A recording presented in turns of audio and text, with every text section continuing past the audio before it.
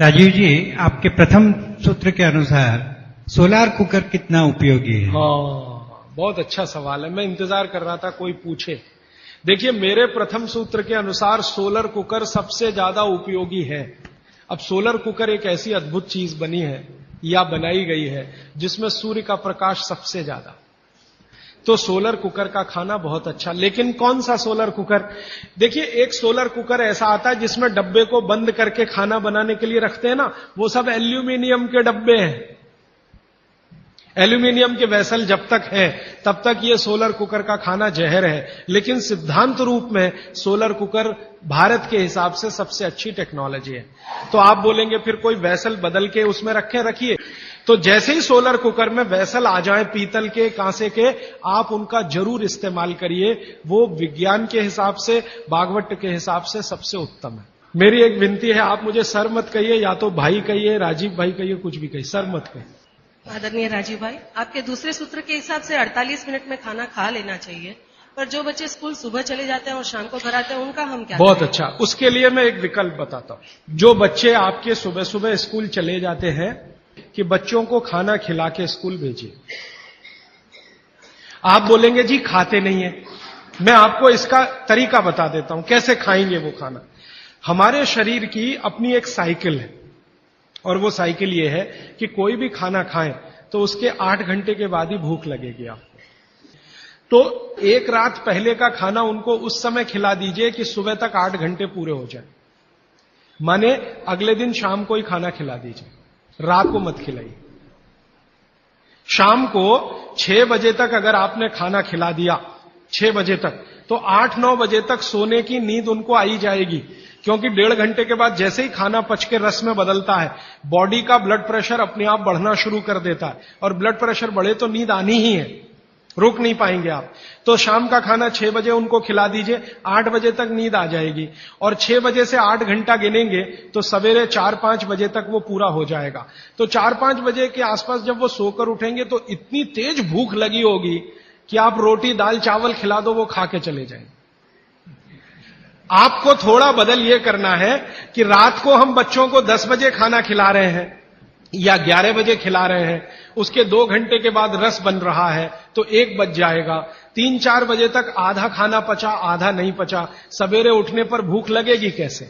बच्चों को रात का खाना बिल्कुल बंद कर दीजिए। मैं आपको विनम्रता पूर्वक कह रहा हूं, इसको मैं कल या परसों बहुत विस्तार से समझाऊंगा, पूछ लिया आज आपने इसलिए कह रहा हूं। रात का खाना बिल्कुल बंद कर दीजिए, क्योंकि बागभट्टी जी का ये जो पहला नियम है ना, ये अभी मैंने आधा ही बताया। सूर्य का प्रकाश और पवन का स्पर्श हर समय वो कहते हैं खाते समय पीते समय रहना ही चाहिए। अब 6 बजे के बाद तो सूर्य प्रकाश रह नहीं सकता, और आप जानते हैं सूर्य प्रकाश का सबसे बड़ा परिणाम है विटामिन डी का निर्माण। सूर्य प्रकाश में ही विटामिन डी बनता है। तो जब तक ये सूर्य प्रकाश है तब तक खाना खाएं तो विटामिन डी मिले, और बच्चों को विटामिन डी सबसे ज्यादा चाहिए। इसलिए बच्चों को तो रात का खाना बिल्कुल बंद करिए, शाम 6 बजे खिला दीजिए। सुबह 7 बजे जब स्कूल जाएंगे, खूब भूख लगी होगी, उस समय 7 बजे पराठा बना के भी खिलाइए, आलू का भी पराठा खिलाइए, गोभी का भी खिलाइए, कोई फर्क नहीं पड़ता। सुबह के भोजन पे आगे बात करूंगा। सुबह का भोजन जितना हैवी हो उतना अच्छा। गोभी का पराठा, आलू का पराठा, जितना पराठा, पूड़ी, जो पकवान सब सुबह, सब सुबह। दोपहर का खाना थोड़ा कम और रात का बिल्कुल कम, शाम का बिल्कुल कम। तो बच्चों को भरपेट खाना खिला के स्कूल भेजिए। लंच बॉक्स की जरूरत नहीं है। जब वो घर आए तो दूसरा भोजन कराइए, और शाम को 6 बजे तक तीसरा भोजन। तो मैंने कुछ बच्चों पे प्रयोग किया, शाम का भोजन बंद किया, सुबह उठते ही भूख लगती है उनको। ये तो प्रकृति का नियम है, लगे। सारे जानवर, सारे पक्षी उठते ही खाना खाते हैं। आप देखो, चिड़िया है सुबह सुबह खाने पे लग जाएगी, गाय बैल भैंस बकरी सब सुबह खाने पे लग जाएगी, क्योंकि वो शाम को सूर्य के बाद खाना नहीं खाते। कोई गाय रात को खाना नहीं खाती, खिला के देख लो, जर्सी गाय को छोड़कर। जर्सी भारत की नहीं है, इसलिए उसको भारत का पता भी नहीं है, वो रात को 2 बजे भी खा लेगी। लेकिन भारत की कोई भी गाय, भारतीय नस्ल की गाय 6 बजे के बाद खाना नहीं खाएगी। तो भारत की तासीर ऐसी है, इस तासीर को ध्यान में रखकर रात का खाना जल्दी करिए, सुबह भरपूर भूख लगेगी। और निवेदन इतना ही है कि खाली पेट बच्चों को कभी स्कूल मत भेजिए। खाली पेट तो कभी मत दे। आपने कह दिया जी दूध पी के गया माने एक तरह से खाली पेट, सॉलिड कुछ नहीं है। सॉलिड सुबह सुबह शरीर में जाना बहुत ही आवश्यक है, अगर भविष्य में आप उसको एसिडिटी, अल्सर, पेप्टिक अल्सर से बचाना चाहते हैं तो। हमारे चिंतकों ने कहा है, हमारे बुजुर्गों ने कहा, हमारे इतिहासकारों ने कहा है कि परिवर्तन ही जीवन है। तो क्या सारे परिवर्तन बेमानी है? अगर ऐसा है, अगर परिवर्तन बेमानी नहीं है, तो ऐसे कौन से परिवर्तन है जिसे हम अपनाएं और ऐसे कौन से परिवर्तन है जिसे हम ठुकराएं? बहुत अच्छा सवाल है। देखिए, दुनिया में हर समय परिवर्तन होते हैं, ये प्रकृति का नियम है और यही जीवन है, ये बिल्कुल सही बात है।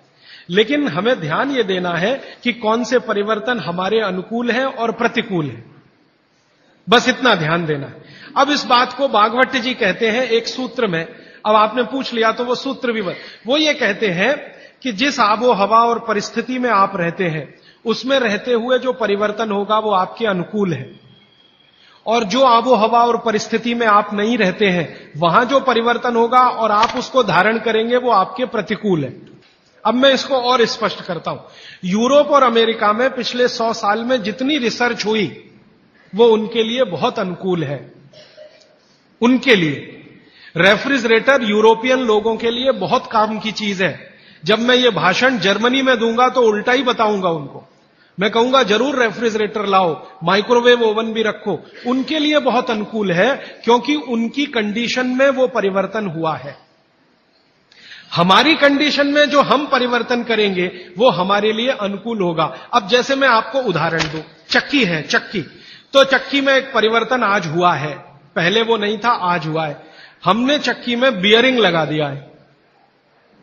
पहले चक्की में बियरिंग नहीं होता था, खाली वो एक ऐसा लोहे का वो डंडी होता था और उसके चारों तरफ हम उसको चाक को घुमाते थे, बीच में लकड़ी का एक उसमें वो लगाते थे। वो लकड़ी का हमने निकाल के उसमें बियरिंग लगा दिया, ये भी परिवर्तन हुआ। ये हमारे अनुकूल बैठता है क्योंकि बियरिंग लगने के बाद उसका जो फ्रिक्शन है वो कम हुआ, और फ्रिक्शन कम हुआ तो हम कम श्रम में ज्यादा उत्पादन ले सकते हैं। श्रम तो हो ही रहा है, लेकिन जितने श्रम में हम पहले 1 किलो आटा लेते थे उतने ही श्रम में अब 3 किलो आटा मिल रहा है। यह भी परिवर्तन है, लेकिन ये हमारे अनुकूल है। इसी तरह से और एक उदाहरण दो, हमारे कुछ कार्यकर्ता हैं पूना में, उन्होंने बैलगाड़ी के पहिए में भी बियरिंग लगा दिया। परिवर्तन यहां भी हुआ, नई बैलगाड़ी बनी, उसमें बियरिंग का पहिया है। अब उसका क्या हुआ कि बैल को खींचने में मदद हो गई।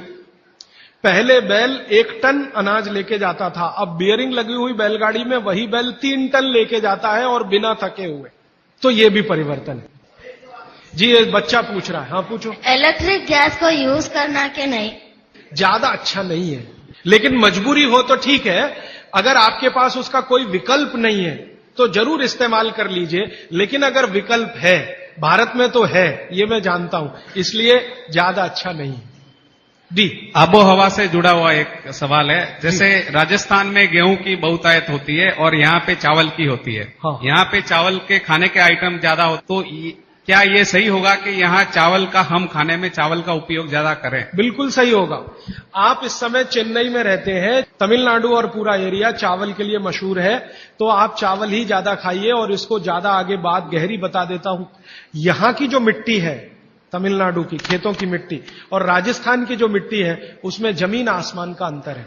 यहां की मिट्टी आप अगर देखोगे तो वो ऐसी है जो पानी को ज्यादा देर पकड़ के रखेगी, और राजस्थान की मिट्टी रेतीली है जिसमें पानी टिकेगा नहीं। ये भगवान ने अच्छे से बनाया है। राजस्थान के लोग जहां रहते हैं, जिस तापमान में रहते हैं, जिस आबो हवा में रहते हैं, उनको शरीर में कुछ ऐसे केमिकल ज्यादा चाहिए, तो वो उस मिट्टी में ही है जो रेतीली है। आप जहां रहते हैं, यहां की आबो हवा, तापमान राजस्थान से भिन्न है, ह्यूमिडिटी ज्यादा है, तो आपको वो केमिकल नहीं चाहिए, तो भगवान ने ऐसी मिट्टी बनाई। तो यहां की मिट्टी से जो चावल पैदा हो रहा है वो आप ज्यादा ही खाइए। गेहूं राजस्थान से लाकर खाने की कोशिश मत करिए, माने आप अगर ये कोशिश करेंगे तो तकलीफ आपको आने वाली है। इसलिए आबो हवा का ध्यान रखिए। चावल के प्रिपरेशन यहां ज्यादा है, वो आप ज्यादा खाइए। अब समस्या आपके साथ ये है कि आप राजस्थान से आ तो गए, राजस्थान छूटा नहीं आपसे, वो छूटता नहीं है, समस्या वहां आती। हम बिहार से आ गए तो सिर्फ स्थान परिवर्तन हुआ, मन परिवर्तन नहीं हुआ। मन अभी भी है राजस्थान में। माने, मैं इसको ऐसे कहना चाहता हूं कि अनुकूल परिस्थिति हो गई तो आप वापस राजस्थान चले ही जाएंगे, क्योंकि मन नहीं छूटा आपका। मन नहीं छूटा है, इसलिए आपका स्वाद भी नहीं छूटा। ये सब मन का खेल है। मन से सारे स्वाद और वो सब जुड़े। मन नहीं छूटा तो स्वाद नहीं छूटा। तो आप फिर गेहूं मंगवाते हैं और उसको रोटी बना के खाते हैं, वो स्वाद के लिए तो ठीक है। पौष्टिकता के हिसाब से आपके लिए चावल ज्यादा ठीक है। तो शायद आपने एक बैलेंस बना लिया है कि रोटी भी खाते हैं, चावल भी खाते हैं। यही है ना? तो इसी को चलने दीजिए। मैं आपका मन छुड़ाना नहीं चाहता, क्योंकि मैं नहीं चाहता कि आप परमानेंट यहां रहें। एक दिन राजस्थान तमिलनाडु से अच्छा हो जाए तो आप चले जाएं, ये मैं चाहता हूं। तो मेरे लिए वो स्वदेशी के लिए अच्छा है।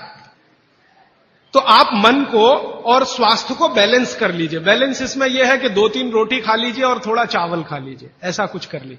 थोड़ा इडली खा लीजिए और थोड़ा हलवा खा लीजिए। हलवा इडली के साथ जरूर खा लीजिए, बैलेंस के लिए। थोड़ा डोसा खा रहे हैं तो थोड़ा बाजरी का रोटी का एक आध टुकड़ा या आधा बाजरी की रोटी का। ये मैं बताऊंगा आपको आने वाले समय में किसके साथ क्या खाएं और आपका बैलेंस बना रहे, टिका रहे। लेकिन इसको ध्यान में रखिए कि आप स्वास्थ्य के लिए थोड़ा, क्योंकि मन भी अगर आपका बहुत दुखी हुआ तो स्वास्थ्य खराब होगा ही। ये भी मैं बता, रोटी नहीं मिलेगी तो मन खराब होगा, तो उसका असर शरीर पे आएगा। इसलिए मन और स्वास्थ्य को बैलेंस करिए। जी, आखिरी सवाल। हाँ राजीव भैया, ये जो आपने बोला कि एल्यूमिनियम खाने के हिसाब से बहुत गंदी चीज है, तो आज जो भी खाना पैक हो रहा है वो एल्यूमिनियम फाइल या वो जो भी चीज है वो उसमें अंदर यूज आ रहा है। मतलब जो साइंटिफिक के हिसाब से या जो भी अभी जो पैकिंग वगैरह हो रहा है उसमें एल्यूमिनियम पे ज्यादा जोर देते हैं कि एल्यूमिनियम में पैक है, आपका फ्रेशनेस रहेगा। इसके ऊपर थोड़ा बहुत बोलिए। मेरा आपको एक ही विनंती है, क्योंकि ये मैं करके देख लिया है कि एल्यूमिनियम फॉइल में जो आप खाना पैक करते हैं ले जाने के लिए रास्ते में, ये बहुत ही खराब है, अच्छा नहीं है। तो आप बोलेंगे जी किस में पैक करें? खाना कपड़े में पैक करना सबसे अच्छा है। कपड़ा, सूती कपड़ा होता है ना, पतला, एकदम पतला, उसमें जो रोटी बांध के आप रखें वो दुनिया का सबसे अच्छा पैकिंग है। वो विज्ञान के हिसाब से बहुत अच्छा है। पतले सूती कपड़े में रोटी बांध कर रखना सबसे अच्छी पैकिंग है।